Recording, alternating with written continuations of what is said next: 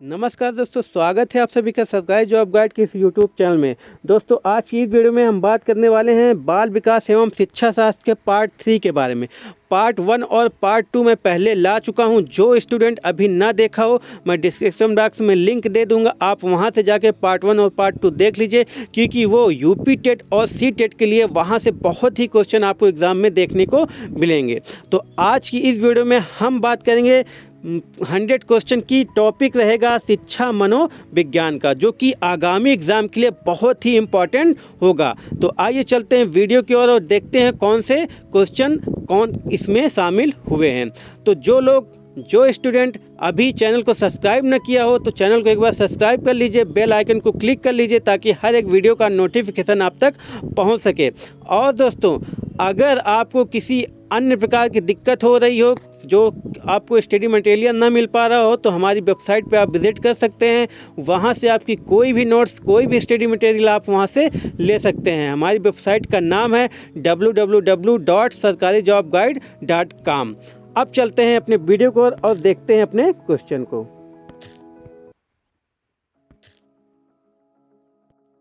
तो पहला क्वेश्चन है दोस्तों, पर्सनालिटी शब्द की उत्पत्ति किस शब्द से हुई है? पर्सोना लैटिन शब्द से। नेक्स्ट दोस्तों, पर्सोना शब्द का क्या अर्थ होता है? तो बाहरी नकाब या वेशभूषा। नेक्स्ट दोस्तों, टीएटी प्रक्षेपण क्या है? तो इसका फुल फॉर्म है थैमलिक एप्रिसिएशन टेस्ट। और इसका जो क्या है, ये एक व्यक्तित्व मापन की प्रकृति की विधि है। नेक्स्ट दोस्तों, टीएटी में कुल कितने कार्ड होते हैं? तो 31 कार्ड होते हैं। नेक्स्ट क्वेश्चन दोस्तों, मनोज गुणों का वह गयात्मक संगठन है जो पर्यावरण के प्रति होने वाले इसके पूर्व संयोजन का निर्धारण करता है। आलपोर्ट। नेक्स्ट दोस्तों, आरबी कैटल ने व्यक्तित्व का मापन किस आधार पर किया था? तो शील गुणों के आधार पर। नेक्स्ट दोस्तों, मास्टर ग्लैंड किस ग्रंथि को कहा जाता है? तो पीयूष ग्रंथि को कहा जाता है। नेक्स्ट, सोलसा स्याही धब्बा परीक्षण में प्रयुक्त कार्डों की संख्या बताइए। तो होती है 10। इस तरह के क्वेश्चन आपको हमेशा एग्ज़ाम में देखने को मिलेंगे। तो ये क्वेश्चन आपको नोट कर लेने हैं, कहीं ना कहीं लिख लेने हैं, हमेशा ये आपको एग्ज़ाम में पूछे जाएंगे। नेक्स्ट की बात करते हैं दोस्तों, इसके अनुसार व्यक्तित्व जन्मजात और अर्जित प्रवृत्तियों का योग है। वैलेंटाइन। नेक्स्ट दोस्तों, मूल्यों के आधार पर व्यक्तित्व का वर्गीकरण किसने किया? स्प्रेगर ने। नेक्स्ट क्वेश्चन, जून गने व्यक्तित्व का कितने प्रकार बताए हैं? तो कितने प्रकार बताए हैं? 3 प्रकार। व्यक्तित्व की संरचना विक्रम और किसका सम्मिलित योगदान रहता है? पर्यावरण का। नेक्स्ट क्वेश्चन, एकांत प्रिय कल्पनाशीलता चिंतनशील व्यक्ति किस प्रकार की अभिव्यक्ति वाले होते हैं? तो अंतर्मुखी वाले होते हैं। नेक्स्ट क्वेश्चन, किस विचारक की दृष्टि से व्यक्तियों को 3 भागों में बांटा गया है? तो थॉर्नडाइक के अनुसार। नेक्स्ट क्वेश्चन, अंतर्मुखी और बहिर्मुखी दोनों प्रकार की प्रवृत्तियों में पाए जाने वाला व्यक्तित्व होता है उभयमुखी। नेक्स्ट क्वेश्चन, व्यक्तित्व को निर्धारित करने वाले 2 कारक कौन कौन से हैं? पहला है जैविक कारक और दूसरा है वातावरण जैन कारक। नेक्स्ट क्वेश्चन दोस्तों, नेक्स्ट पर आते हैं।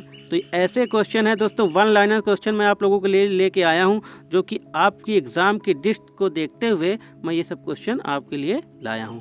आइए नेक्स्ट पर चलते हैं। व्यक्ति के गुणों का समग्र रूप कहा है किसने? आंतरिक एवं बाह्य गुणों का। नेक्स्ट क्वेश्चन, दर्शन शास्त्र के अनुसार आत्मगुण का दूसरा नाम क्या है? व्यक्तित्व है। नेक्स्ट क्वेश्चन, व्यक्तित्व किसका गुणनफल है? तो वंशानुक्रम एवं वातावरण का। नेक्स्ट क्वेश्चन, पिछड़ापन मापने की इकाई क्या होती है? शैक्षणिक लब्धि होती है पिछड़ापन नापने की इकाई। नेक्स्ट क्वेश्चन की बात करते हैं, किस प्रकार के बालकों की बुद्धि लब्धि 85 होती है? तो पिछड़े बालक उनकी होती है। नेक्स्ट क्वेश्चन, व्यक्तिगत विभिन्नता शब्द का प्रयोग किस मनोविज्ञान ने किया था? तो गाल्टन ने किया था। नेक्स्ट क्वेश्चन पे आते हैं, व्यक्तिगत विभिन्नता का कारण बताइए। तो देखिए यहाँ पे 6 कारण दिए हुए हैं। पहला दिया हुआ है वंशानुक्रम, दूसरा वातावरण, तीसरा जाति, प्रजाति, संस्कृति और राष्ट्र, चौथा दिया है परिपक्वता, पांचवा दिया है आयु और छठा दिया है लिंग। नेक्स्ट क्वेश्चन की बात करते हैं तो ये देखिए दोस्तों, ये पिछले बार क्वेश्चन, ये सब कई क्वेश्चन इनमें से आ चुके हैं और नेक्स्ट आगामी एग्ज़ाम में भी पूछे जाने की पूरी संभावना है। वही क्वेश्चन आपको यहाँ पे मिलेगा। नेक्स्ट की बात करते हैं। नेक्स्ट क्वेश्चन में है, थोड़ा सा ऊपर हो गया। नेक्स्ट क्वेश्चन में है NIVH का पूरा नाम है, बहुत ही इंपॉर्टेंट क्वेश्चन है, national institute of visually handicapped. Next question याद कर लीजिएगा, ये फुल फॉर्म पूछा जाता है। NIVH कहाँ स्थित है? तो इसका जो ये स्थित है देहरादून में, इसका मुख्यालय भी देहरादून में है। नेक्स्ट क्वेश्चन, NIOH का पूरा नाम क्या है? National institute of orthopaedic handicaps. Next question, NIOH कहाँ स्थित है? तो कोलकाता में स्थित है। दोनों में अंतर देख लीजिएगा, NIVH कहाँ है? देहरादून में, NIOH कहाँ है? कोलकाता में। ये क्वेश्चन दोनों में से एक जरूर पूछे जाते हैं। NIMH का पूरा नाम क्या है? National institute of mental handicap, national institute of mental handicap, ये इसका फुल फॉर्म है। अब ये है कहाँ पे पूछ रहा है? तो ये सिकंदराबाद में है, इसको भी याद कर लीजिएगा। अब देखिए चौथा आ गया, NIHH का पूरा नाम क्या है? तो national institute of hearing handicapped. Next question है दोस्तों, NIHH का पूरा नाम क्या है? तो national institute of hearing handicapped. Next question, NIHH का पूरा नाम, दोस्तों यहाँ पे थोड़ा मिसप्रिंट हुआ है, तो यहाँ पे कहाँ स्थित है आप ये लिख लीजिएगा, ये कहाँ पर स्थित है। तो ये NHI कहाँ पर स्थित है? मुंबई में स्थिति है। नेक्स्ट दोस्तों, जिन बालकों की बुद्धि लब्धि 70 से कम होती है उन्हें मंद बुद्धि कहते हैं। यह कथन किसने दिया है? तो ये क्रो एवं क्रोका ने दिया है। नेक्स्ट दोस्तों, प्रतिभाशाली बालक इन बालकों की श्रेणी में आते हैं। किन बालक की श्रेणी में आते हैं? विशिष्ट बालक की श्रेणी में आते हैं। नेक्स्ट दोस्तों, मानसिक न्यूनता वाले बालकों को क्या कहते हैं? तो इनको मंदबुद्धि बालक कहते हैं। नेक्स्ट क्वेश्चन, पिछड़ा बालक वह है जो स्कूल के जीवन के मध्य में अपनी आयु स्तर की कक्षा से एक सीढ़ी नीचे की कक्षा का कार्य करने में असमर्थ हो। यह कथन किसका है? सिरिल बर्ट का। नेक्स्ट क्वेश्चन, टर्मल ने के अनुसार प्रतिभाशाली बालक की बुद्धि लब्धि कितनी होनी चाहिए? तो ये 140 से ऊपर होनी चाहिए। ये आप लोग याद कर लीजिएगा। ये सभी पॉइंट जितने हैं सब क्वेश्चन बहुत ही इम्पोर्टेंट है और इम्पोर्टेंट क्वेश्चन को मैं आप लोगों के सामने लाया हूं जो कि आपको एग्ज़ाम में मदद करेगा पूरी तरह। आइए चलते हैं नेक्स्ट क्वेश्चन की ओर। छात्रों को कैसे विषय देने चाहिए? रुचि एवं योग्यता के अनुसार। AAMR का पूरा नाम क्या है? तो American association of mentally retired, ये इसका पूरा नाम ही है। इसका फुल फॉर्म पूछ ले तो आप यही बताइएगा। नेक्स्ट देखते हैं, AAMD का अर्थ क्या होता है? तो ये होता है American association of mentally deficiency. Next question पर आते हैं, आर्मी अल्फा बुद्धि परीक्षण किस प्रकार का परीक्षण होता है? तो शाब्दिक एवं सामूहिक परीक्षण। नेक्स्ट क्वेश्चन, बाकर मेहंदी का संबंध किससे है? तो सृजनात्मक परीक्षण से है। नेक्स्ट दोस्तों, किसने सर्वप्रथम प्रयोगशाला खोलकर बुद्धि परीक्षण के कार्य को वैज्ञानिक आधार दिया? तो ये किसने दिया था? बुंट ने दिया था। नेक्स्ट क्वेश्चन, बुंट ने में प्रयोगशालात्मक मनोविज्ञान की प्रयोगशाला कब स्थापित की? ये भी क्वेश्चन पूछा जाता है। तो ये 1879 में की थी, 1879 में। नेक्स्ट पर आते हैं दोस्तों, सामूहिक बुद्धि परीक्षण किस देश में सर्वप्रथम प्रारंभ हुई? तो ये अमेरिका में हुई थी। नेक्स्ट क्वेश्चन दोस्तों, बुद्धि के समूह कारक सिद्धांत का प्रतिपादन किसके द्वारा किया गया था? तो थर्स्टन के द्वारा किया गया था। डॉक्टर भाटिया द्वारा क्रियात्मक बुद्धि परीक्षण माला का निर्माण कब किया गया? 1955 ईस्वी में। नेक्स्ट क्वेश्चन, बाधित बुद्धि परीक्षण में प्रयोज्य की बुद्धि का मापन करने में किसका प्रयोग किया जाता है? तो भाषा या शब्दों का। नेक्स्ट क्वेश्चन, भारत में सृजनात्मक परीक्षण की रचना किसने की? तो बाकर मेहंदी ने की है। नेक्स्ट क्वेश्चन, बुद्धि परीक्षण में सबसे अधिक उपयोग किस परीक्षण का होता है? तो शाब्दिक का होता है। नेक्स्ट क्वेश्चन, मनोविज्ञान की प्रथम प्रयोगशाला किसने स्थापित की? तो विलियम्स वुड्स ने स्थापित की। बीएफ स्किनर किस प्रकार की मनोवैज्ञानिक है? तो व्यवहारवादी है। नेक्स्ट क्वेश्चन, शिक्षण एवं अधिगम में अंतर क्या होता है? मोस्ट इम्पॉर्टेंट क्वेश्चन, IMP लगा कर लिख लीजिएगा, ये यूपी टेट के एग्जाम में आएगा ही आएगा। शिक्षण में शिक्षक को अधिक क्रियाशील होना पड़ता है, जबकि अधिगम में छात्र को अधिक क्रियाशील होना पड़ता है। ये अंतर होता है शिक्षण एवं अधिगम में। फिर से बता देता हूँ, रिपीट कर देता हूँ कि शिक्षण और अधिगम में क्या अंतर होता है। तो शिक्षण में शिक्षक को अधिक क्रियाशील होना पड़ता है, जबकि अधिगम में छात्र को अधिक क्रियाशील होना पड़ता है। नेक्स्ट क्वेश्चन, प्रेरणा संबंधी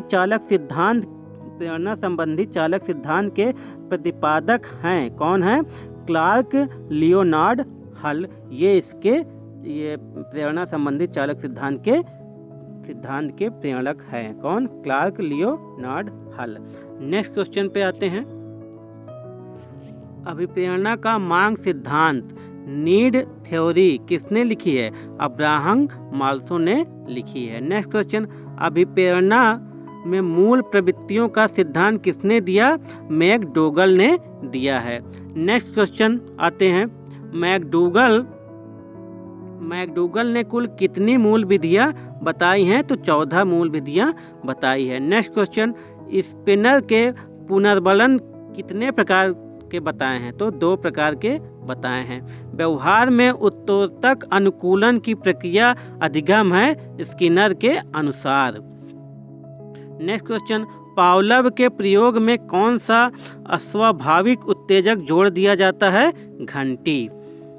नेक्स्ट क्वेश्चन, प्रयत्न एवं मूल सिद्धांत को दर्शाने के लिए थॉर्नडाइक ने किस पर प्रयोग किया था? तो बिल्ली पर प्रयोग किया था। बहुत इंपॉर्टेंट क्वेश्चन है। प्रयत्न एवं मूल सिद्धांत को दर्शाने के लिए थॉर्नडाइक ने किस पर प्रयोग किया था? तो बिल्ली पर, याद कर लीजिएगा। नेक्स्ट क्वेश्चन, थॉर्नडाइक अधिनियम कितने मुख्य व कितने गौण नियम बनाए हैं? थॉर्नडाइक ने अधिगम के कितने मुख्य व कितने गौण नियम बनाए हैं? तो क्रमशः 3 एवं 5 बनाए हैं। नेक्स्ट क्वेश्चन, क्रिया को उत्तेजित करने, नियमित करने तथा जारी रखने की प्रक्रिया को अभिप्रेरणक कहते हैं। यह कथन किसका है? यह कथन है गुड का। नेक्स्ट क्वेश्चन, व्यक्ति का व्यवहार उनकी मूल प्रवृत्तियों से संचालित होता है। यह कथन किसका है? ये मैकडूगल का है। नेक्स्ट क्वेश्चन, संख्यात्मक क्षेत्र का सिद्धांत किसने दिया? तो कर्ट लेविन ने दिया था। देखिए दोस्तों, ये क्वेश्चन आप अच्छे से कहीं नोट कर लीजिएगा और फिर एग्ज़ाम दे के आइएगा, फिर मैच कराइएगा, उसके बाद हमें कमेंट से बताइएगा कितने क्वेश्चन आपको यहाँ से मिले। नेक्स्ट क्वेश्चन की बात करते हैं, तो अभिप्रेरणक का सिद्धांत स्वास्थ्य सिद्धांत किसने दिया था? तो एच वर्ग ने दिया था। अभिप्रेरणा का स्वास्थ्य सिद्धांत किसने दिया था? एच वर्ग ने दिया था। निंदा पुरस्कार आदि अभिप्रेरणा की कैसे साधन है? तो बाह्य साधन हैं। नेक्स्ट क्वेश्चन, क्रिया प्रसूत अनुबद्ध सिद्धांत का प्रतिपादन किसके द्वारा किया है? तो BF स्किनर के द्वारा किया है। नेक्स्ट क्वेश्चन, आवश्यकता चालक व प्रोत्साहन का योग क्या कहलाता है? प्रेरक कहलाता है। नेक्स्ट क्वेश्चन, अधिगम के अनुकूलित अनुक्रिया सिद्धांत के प्रतिपादक कौन है? पावलोव हैं। नेक्स्ट क्वेश्चन, परंपरागत अनुबद्ध सिद्धांत का प्रतिपादन किसने किया? तो IB पावलोव ने किया है। नेक्स्ट क्वेश्चन, कोलेरिक ने बालक के विकास की कितनी अवस्थाएं बताई हैं? तो 8 अवस्थाएं बताई हैं। नेक्स्ट क्वेश्चन, माता पिता के संतान को हस्तांतरित होने वाले गुणों को क्या कहते हैं? वंशानुक्रम कहते हैं। माता पिता के संतान को हस्तांतरित होने वाले गुणों को क्या कहते हैं? वंशानुक्रम कहते हैं। किशोरावस्था में जीवन का सबसे कठिन काल किसने कहा है? किलपैट्रिक ने कहा है।